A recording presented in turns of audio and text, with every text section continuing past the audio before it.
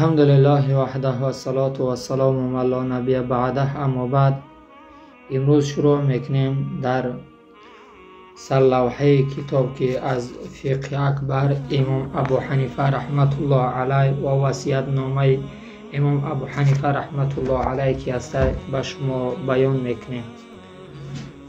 در این کتاب مقدس خود امام ابو حنیفه رحمت الله علیه عقیده اهل سنت و جماعت به من شما تعلیم میدهد و میگوید اصل توحید و ما یصح الاعتقاد علیه یجب ان یقول. میگه اصل توحید، سرچشمه توحید و ما یصح با اون سه که درست میشود اعتقاد علیه، اینکه اعتقاد کند انسان بر همون، یعنی بنده مؤمن اعتقاد کند بر همون. یجب اینکه واجب است به همون انسان چی؟ ان یقول، اینکه بگوید آمنت بالله، ایمان آوردم به الله. عزیزان دل، عباره را خونده رفتن آسان است، لیکن شرح و توضیح دادن در کاری که هر یک برادر، هر یک خواهری که وقتی که این درس را گوش میکند یک لذت برد، یک بیداری در زندگیش پیدا شود که عقیده چقدر درس مهم است. امام ابو حنیفه رحمت الله علیه میگه اصل توحید با اون سه که صحیح میشد اعتقاد کند علیه، گفته بر همون شخص واجب است که ان یقول آمنت بالله، ایمان آوردن به الله. ایمان آوردن به الله این است عزیزان دل که وقتی که انسان ایمان به الله میاره، با اون انسان شرطه که یکم این که فقط اون عبادتی که خاص الله هست برای یگم هیچ مخلوقی نکند، یعنی که اون نمازی را که الله براش فرض گردانیده است، اون سجده و عبادت را که الله براش فرض گردانیده است برای یگم مخلوق او را نکنه. وقتی ان یقول آمنت بالله میگیم یعنی ایمان به الله آوردن در ته این چند معنای دارد.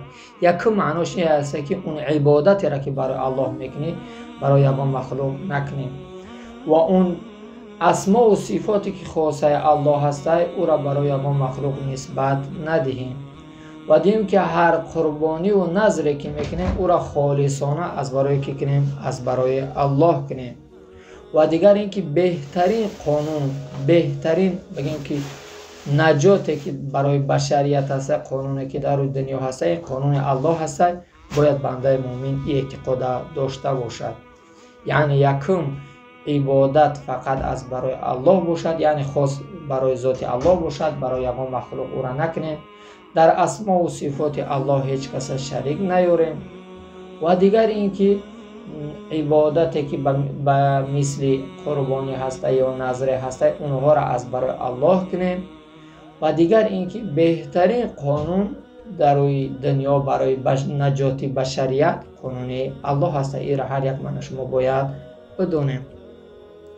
و ملائکته، با ایمان داشتن به ملائکه های الله، ملائکه هایی که الله او را عدد شمید، غیر الله کسی نمیدوند عدد او چند است، الله خودش میدوند. با اون ملائکه ها باید ما ایمان داشته باشیم. در مفهوم ملائکه ما در درسای پیشین، در درسای عقیدوی به شما کمی بیانات داده بودم، امروز هم که باشد مختصرا بیان میکنیم.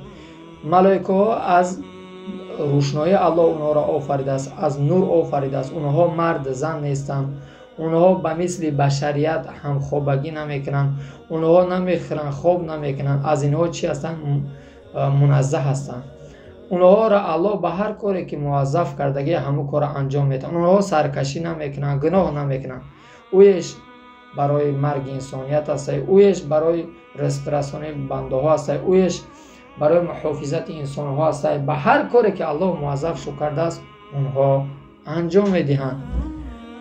و کتبه، با ایمان داشتن برای هر یک مسلمان شرط به کتاب ها، یعنی که بر این 4 کتابی که قرآن است، انجیل است، تورات است، زبور است، به اینها هر یک مسلمان ایمان داشتن شرط است. بابا با اون صحیفه هایی که به دیگه پیغمبرها، به حضرت آدم علیه السلام چند صحیفه اومده است و دیگه پیغمبرایی که هر صحیفه هایی که اومده است با اونها ایمان داشتن چی است؟ شرط است. هر یک مسلمان باید که چیکار کنه؟ با اونها ایمان داشته باشد. این شرط و ضروری است.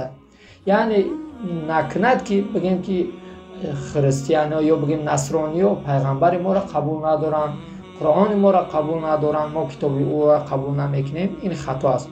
باید مسلمان با کتاب خودش و با کتاب حضرت عیسی علیه السلام و با کتاب موسی و با کتاب داوود و با او صحیفه هایی که به دیگه پیغمبر ها اومدگی هستند با آنها چی داشته باشد؟ ایمان داشته باشد. یعنی به همون کتابایی که در همون دور زمان حاضره، این کتابای حضرت موسی علیه السلام و عیسی و دیگر صحیفه‌ای که هستند، همه اینها چیکار کردن؟ تحریف کردگی هستند. یعنی ما با همون کتابای قدیمی که حقیقت در اونها بود، به همونها چی داریم؟ ایمان داریم. و رسوله، با ایمان داریم به پیغمبرای الله، پیغمبرا که الله متعال اونها را در یک حدیث از پیغمبر خدا میگه که 124,000 هستند. اونها پیغمبرا بعضش نبی هستند، بعضش رسول هستند. نبی از رسول چی داره؟ فرقیت داره. رسول کسی را میگن که الله با اون کتاب نازل کرده است یا صحیفه های نازل کرده است، در شریعتش بعضی مسائل فروعاتی از نو اومدگی است، اینها را میگن رسول. و نبی پیغمبر را میگن که به شریعت پیشین پیغمبر چیکار میکنه؟ اقتدا میکنه. ما بالفرض کردیم یوسف نبی بود، به شریعت حضرت ابراهیم بود، یا یعقوب پدرش هم نبی بود، او اسماعیل بگیم که اسماعیل فرزند حضرت ابراهیم هم اونها نبی بودن، همشو با همون بگیم شریعتی که بودن حضرت ابراهیم علیه السلام بودن. یعنی بعضی پیغمبران نبی هم، بعضی هاش رسول. رسول گفتم که کسایی را میگن که با اونها کتاب نازل شده است. نبی کسایی را میگن با اونها وحی نازل میشود لیکن کتاب نازل نمیشود.